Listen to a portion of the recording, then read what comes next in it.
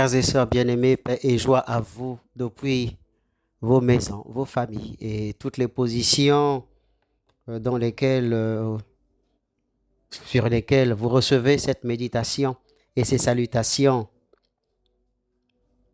Paix et joie à vous. Que le Seigneur vous bénisse, qu'il vous apporte la force et le courage de demeurer fidèle en la parole de Dieu et de la mettre en pratique. Pour ceux qui déjà debout prennent le chemin de l'Église, que le Seigneur vous localise aussi votre part de bénédiction. Pour ceux encore demeurés dans leur maison, recherchant la force et le courage de braver les lourdeurs de la journée. Que le Seigneur vous donne sa bénédiction et étende sur vous son bras fort, sa main puissante. Nous méditons le 5e dimanche du temps ordinaire de l'année liturgique B. Et les textes à méditer sont les suivants. Jérémie, chapitre 31, versets 31 à 34. Le psaume 50. La lettre aux Hébreux, chapitre 5, versets 7 à 9. L'évangile de Jean, chapitre 12, versets 20 à 33. Frères et sœurs, bien-aimés dans le Christ Jésus, les lectures que nous venons de présenter et de suivre nous invitent à réfléchir sur le sacrifice d'amour et l'exploit de l'humilité de Dieu. Ce sont tous les deux des éléments déterminants pour la gloire de Dieu, la gloire à vivre en Dieu, la gloire à laquelle nous fait participer Jésus-Christ à travers sa mort et sa résurrection. En effet, comme nous le savons et comme l'indique la lettre aux Hébreux, le Christ nous a sauvés de la mort par sa mort. La mort du Christ, marquée par la trahison, l'abandon par ses amis, les cris de souffrance, les larmes, les humiliations, les insultes, la preuve sont la preuve matérielle est plutôt la preuve matérielle de son ouverture à la volonté du Père et de son adhésion au projet rédempteur des hommes. Il n'a pas hésité un seul moment à obéir à la volonté du Père jusqu'à la croix pour racheter notre humanité. Par sa mort et sa résurrection, il nous a ouvert le chemin du salut et de la vie éternelle. Chers frères, chères sœurs, tout ceci se déploie dans l'image de la mort du grain de blé que l'évangile du jour aborde. En effet, dans la vie courante, la mort du grain peut se réaliser soit dans la terre lorsqu'il est semé pour ensuite germer en épi et l'épi qui portera des fruits multiples, soit moulu pour la confection de la farine qui servira prochainement à être transformé en pain. C'est ce que souligne le pape Benoît XVI. Derrière ce merveilleux paradigme de la mort du grain de blé se cache le sens spirituel du passage de la vie de ce monde matériel et physique vers la vie éternelle ou spirituelle. Cette transition est douloureuse, certes, mais reste nécessaire pour le triomphe de la vraie vie, celle qui peut nous faire accéder à une renaissance et au salut.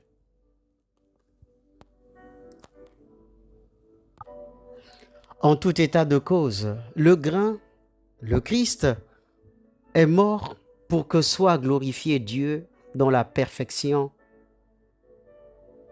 à travers les marques d'amour, de charité, de pardon, d'humilité et de paix, caractéristiques de l'agneau de Dieu, le Messie qui enlève les péchés du monde. Cette image du grain de blé exprime bien la dynamique de foi à laquelle nous instruisent les Écritures saintes. Entre l'action divine et notre témoignage de vie, nous actualisons, nous, chers chrétiens et chrétiennes, et accomplissons notre part de mission dans le monde. C'est ainsi que saint Irénée de Lyon souligne que la gloire de Dieu, c'est l'homme vivant. Quand, évidemment, nous parlons de gloire, gloire de Dieu, ou de gloire tout simplement, nous risquons de confondre les choses et de la comprendre à l'image de la gloire présentée à travers les médias qui font miroiter chaque jour sur les écrans et les réseaux sociaux une réalité glorieuse aux antipodes de la gloire véritable que Dieu propose aux hommes.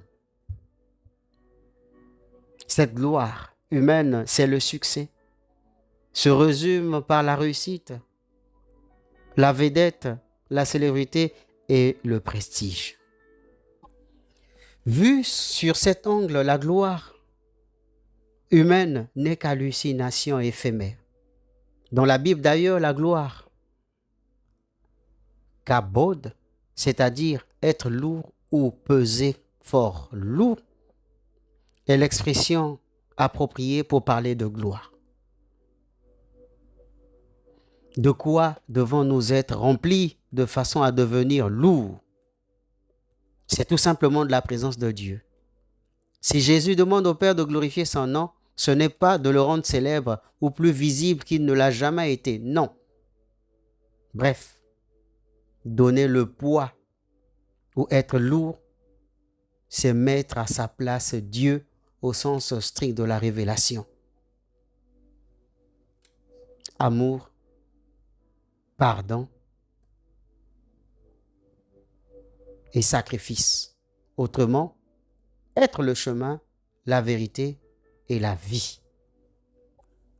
Effectivement, la toute-puissance de Dieu ou sa gloire ne se déploie pas dans une démonstration de force dissuasive comme le font les dictateurs, les politiciens, les hommes riches et nantis, les hommes véreux et vicieux, ou par un pouvoir de séduction comme un prestidigitateur,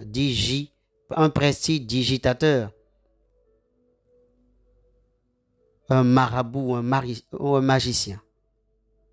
Le Dieu de Jésus-Christ est un Dieu d'amour et quand on aime à la manière du Christ, on se rend solidaire à la situation des plus vulnérables, comme le dit si bien saint Paul. Car ma puissance donne toute sa mesure à la faiblesse.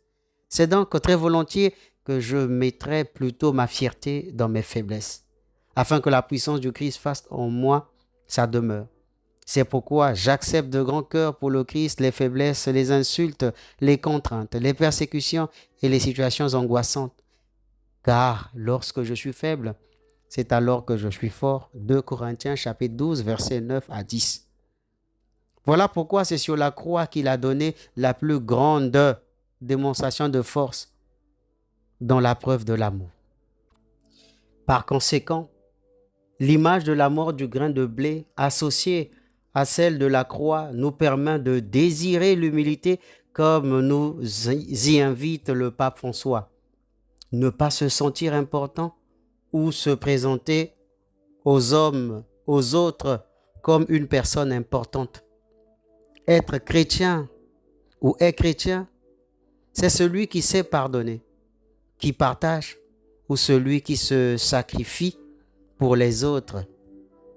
C'est cela, l'humble condition divine, celle dont Dieu nous fortifie en ce dimanche. C'est bien cela ou celle-là, la gloire de Dieu, l'humilité chrétienne, celle que Jésus nous enseigne. Pour cela, il nous faut apprendre à décroître pour que le Christ grandisse en nous, afin de nous offrir de plus en plus totalement au Père par lui. Toute une vie est nécessaire pour vraiment apprendre à se donner. Et c'est un processus forcément douloureux, car l'abaissement ne nous est pas naturel, nous autres humains. Mais néanmoins, C'est une qualité que l'on peut réveiller à force de s'appliquer. N'oublions pas surtout, élevé de terre sur la croix, le Christ attire désormais tous les hommes, les arrachant au prince de ce monde qui, lui, sera jeté dehors à cause de son orgueil. À l'image du Christ, nous sommes appelés à vivre dans le détachement total de façon à en faire notre naturel idéal de vie. Frères et sœurs, en ce temps de carême, laissons-nous interpeller par les lectures d'aujourd'hui. Demandons à Dieu la grâce de renouveler notre alliance avec lui, de nous tourner vers lui avec un cœur contrit et humble, de suivre le Christ sur le chemin de la croix. Que notre vie soit un témoignage vibrant et véritable d'amour et de miséricorde de Dieu, et que nous puissions porter du fruit pour le royaume de Dieu. La gloire de Dieu, c'est l'homme vivant. La gloire de Dieu, c'est l'homme debout. C'était le Père Célo Prima, depuis Bon Pasteur de la Riviera. Je ne saurais vous quitter sans vous donner le maître mot. Je vous aime de tout mon cœur, de toute ma force, avec beaucoup de foi. Que ma prière et ma bénédiction en votre faveur vous apportent tout ce dont vous avez besoin, le nécessaire pour demeurer fidèle à sa parole, la parole de Dieu, et la mettre en pratique. Bon dimanche de carême à vous et bonne marche sûre et sereine vers Pâques qui, tant soit peu, approche à toute allure. Amen.